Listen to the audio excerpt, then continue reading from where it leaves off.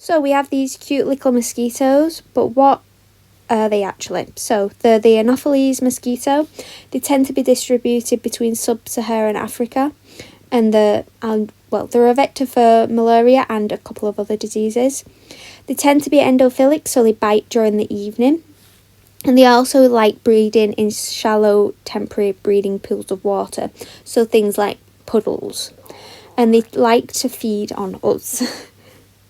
Different species have different breeding preferences. So the Anopheles urbanus and gambe like the temporary breeding sites, while the Anopheles finestus prefer permanent breeding sites.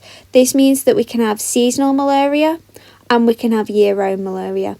It tends to be that they both coincide, so you'll have year-round malaria with peaks in seasons due to these other species breeding. Not only are there different species of mosquito that transmit the Plasmodium, but there are different species of Plasmodium. So you have Plasmodium falciparum, Vivax, malariae, alveae and noseley.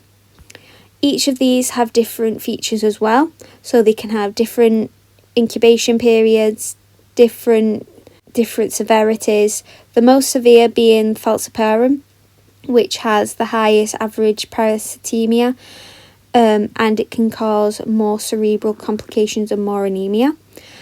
But there are other species that have different features as well, so they might not all be as bad as falciparum, but some of them can last a lot longer. So you can see with malaria, it can last for 20 to 50 years if untreated. This is because it can have like these periods of dormancy and then re-emergence.